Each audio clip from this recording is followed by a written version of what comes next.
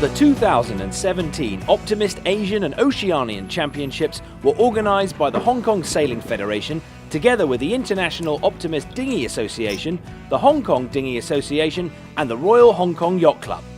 This was the first time that the championships were being held in Hong Kong. The racing took place on the south side of Hong Kong Island in Stanley Bay, with the fleet being based at the Royal Hong Kong Yacht Club's Middle Island facility. Some 132 boats took part from 17 different countries in the Asian and Oceanian area, with invitations also extended to the USA, Turkey and Bermuda.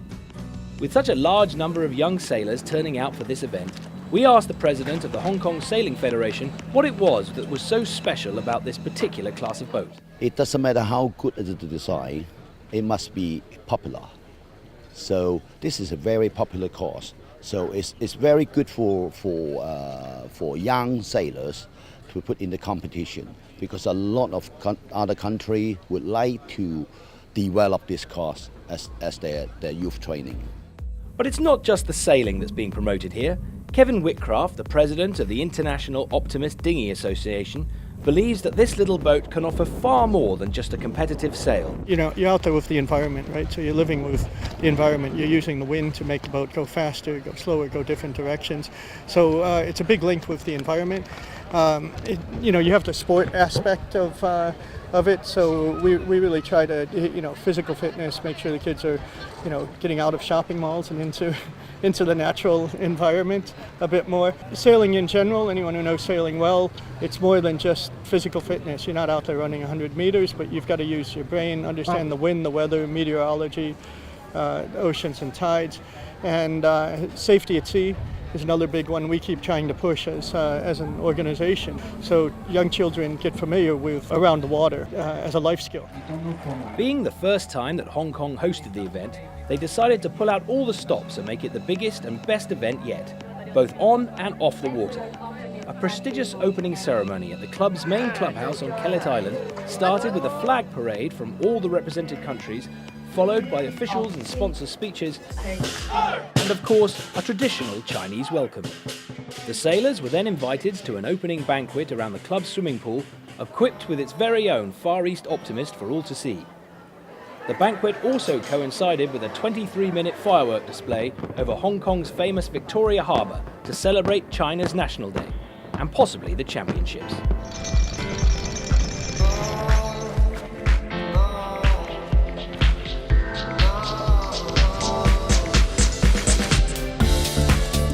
The first 2 days of the championships saw the competitors randomly split into two fleets, yellow and blue, for the qualifying rounds. We are going to list them, ranking list, from the first to the last one, 131 place.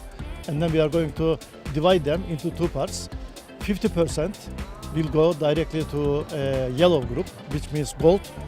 The lower 50% will go blue fleets, which is silver. The first race in the yellow fleet got underway with just a few individual recalls, but the blue fleet was not so lucky, with a general recall ordered and a black flag hoisted for the second attempt. This was to set the tone across the two fleets, with a number of general recalls and black flags hoisted to try to control the highly competitive sailors. Race 3 got away with clean starts in both fleets, and the day ended with China's Ding Jishen in first place overall, India's Hashita Tamar in second place, and Singapore's Daniel Key in third. By the end of day 2, the race officer had managed to complete all 6 qualifying races, and the principal race officer had a word of advice for the sailors going into the finals. They have to attack all the time. Attack, attack, attack. But before the finals got underway, the championships turned to a different type of competition: team racing. Team racing tomorrow is going to be awesome fun. It's we're running something in the region of 40 races, very short course. So we can put it in we've got a much greater flexibility on where we put the course, because we don't need as much space. So we can run 40 races just on the backside of Middle Island here. Go Team USA! Come on! Team Japan!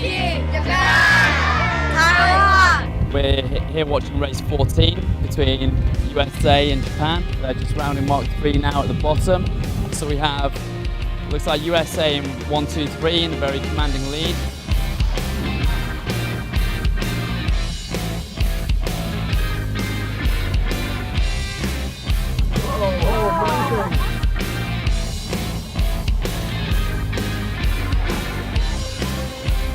look at his nose diving.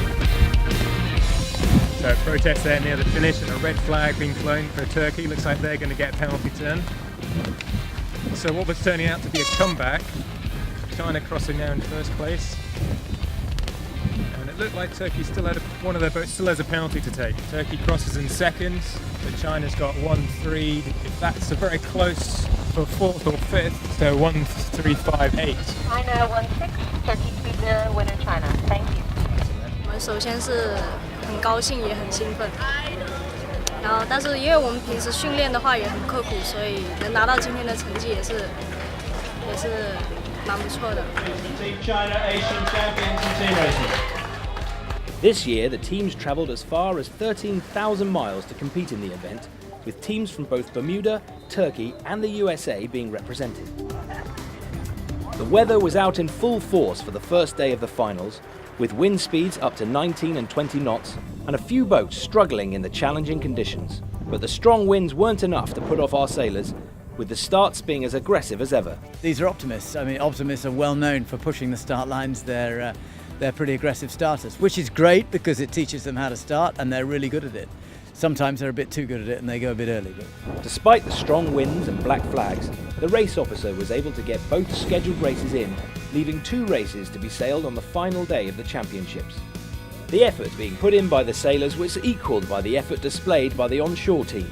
They were determined to beat their launching record of 18 minutes set earlier in the week. What did we do? Is 17 minutes 47 seconds. Well, we didn't. 130. We didn't break the record. No, we broke the record, but we didn't do the 15 minutes. On the final day, the weather conditions continued to deliver, with sunny skies, strong winds, highly competitive sailing conditions, and as ever, the sailors were up for the challenge. After all the enthusiasm, training and on-water skill displayed, there can only be a handful of winners, with India, New Zealand and Taipei heading up the Blue Fleet.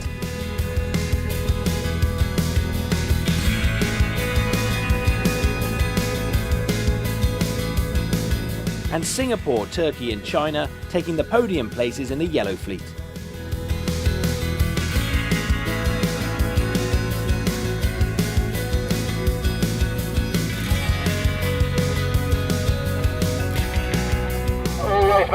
All race management boats, this is the race officer.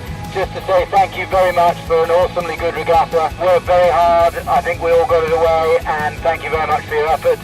Singapore in particular produced 4 places in the top 10 of the Yellow Fleet and produced not only the overall winner, but the first placed female sailor, Faith Healy-Tow, who finished 10th overall. With all the boats having been put to bed after this year's event, the IODA flag is passed to the next year's hosts, Myanmar. The country that we lost in 2018, Myanmar. It's a wonderful event in here, and we will do our best in our time.